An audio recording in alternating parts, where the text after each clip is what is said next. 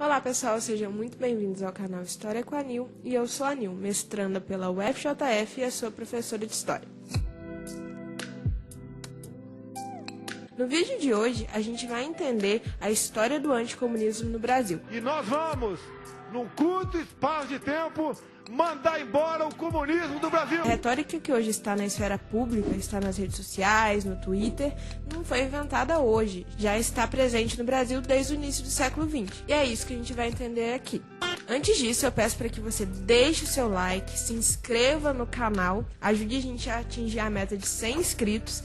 E se você não fizer isso, vai aparecer um comunista debaixo da sua mesa. Todo partido cachaceiro comunista.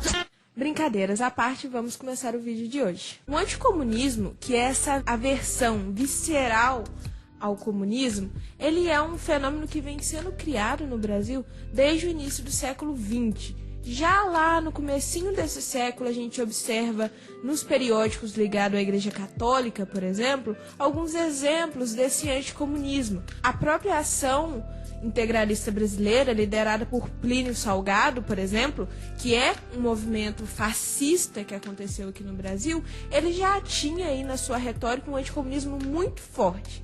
Mas no vídeo de hoje a gente vai entender dois momentos da história do Brasil que o anticomunismo foi utilizado como retórica para se dar um golpe de Estado.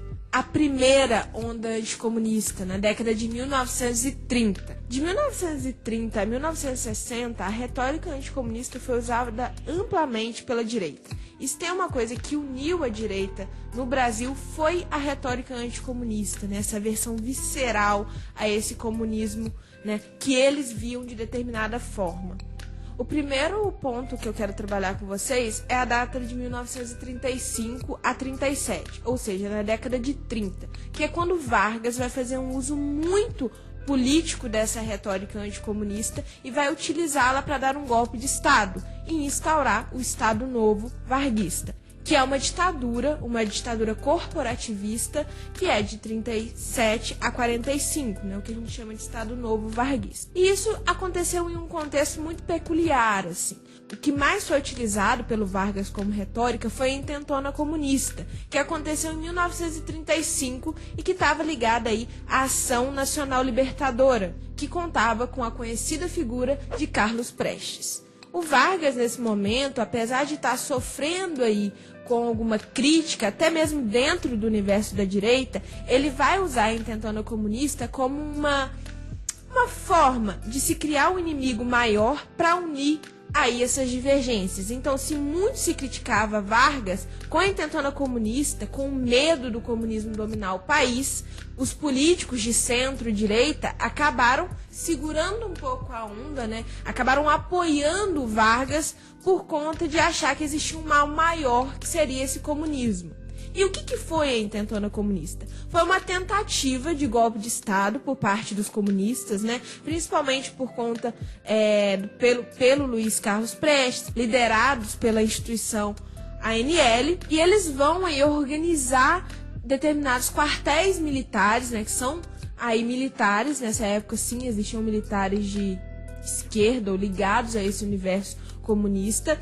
Eles vão tentar fazer motins, né? Sair com armas para a rua e vai ser um fracasso. Fato é que não são todos os quartéis, né? Começam lá em Natal, mas não tem uma simultaneidade, ou seja, não são todos os quartéis de todos os estados brasileiros que se levantam contra Vargas na intentona comunista, e isso dificultou o sucesso da operação.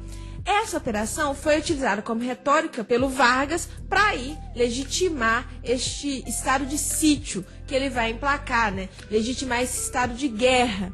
E além disso, né, somado a todo o susto que a direita toma com a intentona comunista, e mais do que isso, né, eles vão sempre criar como se esse inimigo, que na visão deles é esses comunistas, tivessem uma força real muito forte. Mas o que a gente vê é que já era um movimento que tinha fracassado porque não teve tanta adesão. Então, é sempre importante lembrar que eles vão fazer esse uso político exacerbando sempre o poder real que esses comunistas tinham de tomar o poder. E é isso que o Vargas faz. Em 37, o Vargas vai, com a justificativa do Plano Cohen, dar aí início ao Estado Novo, que é essa ditadura corporativista que ficou em vigor até 45. O que é o Plano Cohen? É um documento, um escrito, no qual ali estaria um roteiro comunista para tomar o poder. Mas esse roteiro comunista não foi escrito por um comunista. Era um roteiro imaginado por Olímpio Mourão Filho, que era um militar da época, Ele vai criar esse roteiro imaginando como um comunista tomaria o poder, e aí o Vargas vai vir à esfera pública falando que existia o Plano Cohen, um roteiro dos comunistas que estavam organizados para tomar o poder. É uma versão antiga da Ursal, digamos assim. Glória a Deus. E aí vai, através dessa retórica, implantar uma ditadura corporativista no Brasil.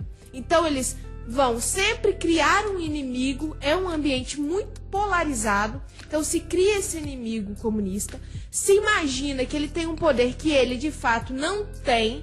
Não é que eles não queiram em algum momento tomar o poder, não é isso que eu estou falando aqui, mas é sim sempre exagerada a visão de que eles tinham uma condição real, alguma inserção na sociedade a ponto de conseguir dar um golpe.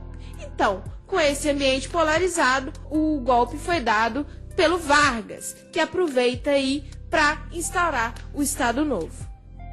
A segunda onda anticomunista, em 1960. A segunda grande onda anticomunista do Brasil é também ali na década de 60. Foi utilizada como retórica para se dar o golpe de 64, que instaurou a ditadura civil-militar aqui no Brasil. O que vai acontecer? Na década de 60, 61, a direita brasileira, principalmente o Carlos Lacerda, personagem importante da história do Brasil, vai estar muito anticomunista, criticando muito qualquer ação que tenha uma preocupação, digamos, social ou que tenha muita ligação com os sindicatos. Nesse momento, se começa a ver comunista debaixo da mesa, que é uma beleza. O próprio Goulart, que era aí o então presidente com a queda do Jânio, acaba sendo acusado de comunista, sendo que ele, no máximo, assim, tinha alguma ligação com os próprios sindicatos. Era uma pessoa conhecida dentro do universo da esquerda, digamos assim, mas não era propriamente um militante comunista. Ainda assim, aquilo já não seria tolerado por essa direita que estava aí com uma retórica anticomunista nas alturas. Então, se começa a ver esquerda como singular. Se é de esquerda, é comunista. Fim. Então a gente percebe aí que a retórica desses membros da direita da época, principalmente do Carlos Lacerda, por exemplo, é muito estereotipada, Há esse esforço de colocar que qualquer um que seja da esquerda é comunista. A social-democracia não existe mais, nenhuma pluralidade dentro da esquerda vai existir nessa retórica. A gente percebe um clima, novamente, um clima de polarização política. Nesse momento, a sociedade civil resolve lutar contra o anticomunismo. É criado, por exemplo, o IBAD, Instituto Brasileiro de Ação Democrática, que vai aglomerar aí alguns membros da centro-direita, da direita, que vão reivindicar que o comunismo é oposição da democracia e que a direita seria essa democracia, e em nome da democracia é dado o golpe de 64.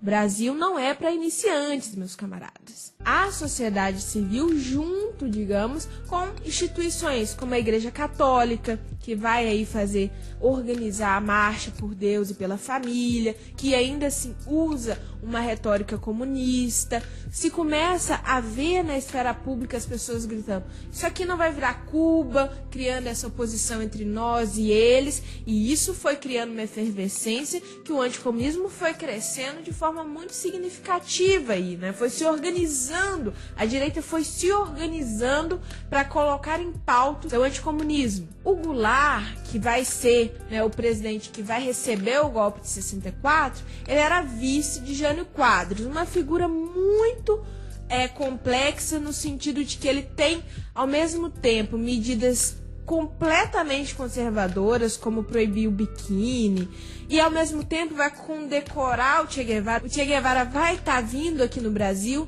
essa figura complexa, né?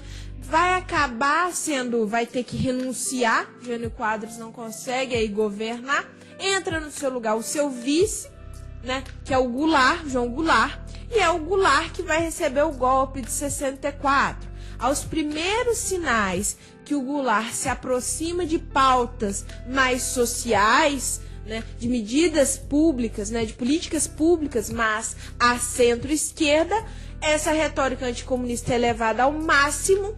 O movimento tem um financiamento, por exemplo, o IBAD, né, que a gente comentou que ele é financiado pelos Estados Unidos, que quer tudo, menos um Brasil comunista, menos um Brasil à centro-esquerda, que não seria interessante naquele momento. Então, há sim esse financiamento, já foi comprovado historicamente. Mas o que é interessante pensar aqui, criando-se uma retórica de defesa da democracia, de defesa da família, né, de defesa dos bons costumes, esse anticomunismo foi capaz de justificar o golpe de 64, né? Então muita gente acreditava que era necessário uma ditadura civil-militar para proteger a democracia dos comunistas, que nem tinham de fato um poder tão real, uma inserção tão real no tecido social brasileiro para dar um golpe. E quem participa desse golpe de 64 é quem? Olímpio, o nosso velho conhecido aí, que escreveu, né, o Plano Cohen. Então a gente percebe que existem ondas anticomunistas no Brasil, que isso não é uma criação nova, que essa retórica já está presente aqui na história do Brasil, que ela sim foi utilizada como justificativa para dar golpes de Estado. E a terceira grande onda anticomunista em 2016. Em 2016, o que a gente vê? A gente vê um retorno dessa retórica anticomunista, principalmente na classe média, mas também em alguns setores, né, das camadas populares, mas principalmente na classe média. A gente percebe essa retórica se reorganizando, né, reaparecendo. Não que ela deixou de existir, mas ela agora tem força suficiente para ser colocada aí na esfera pública, que esse anticomunismo não é algo novo, né? Claro, de 2016 para cá a gente vê um anticomunismo diferente dos anteriores, porque agora aparece a retórica anticorrupção de uma forma muito mais forte. Entretanto, o anticomunismo não é um elemento estranho da história do Brasil.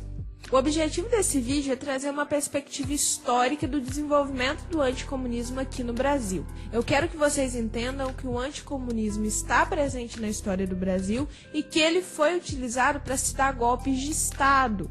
E que o anticomunismo é diferente de uma crítica racional ao comunismo soviético. O anticomunismo é essa versão visceral, quase religiosa ao comunismo, né, que sempre vê o comunismo como uma coisa só, não tendo uma dimensão histórica do que foi o comunismo e como ele se desenvolveu. Então, o vídeo de hoje foi esse e eu espero que vocês tenham gostado.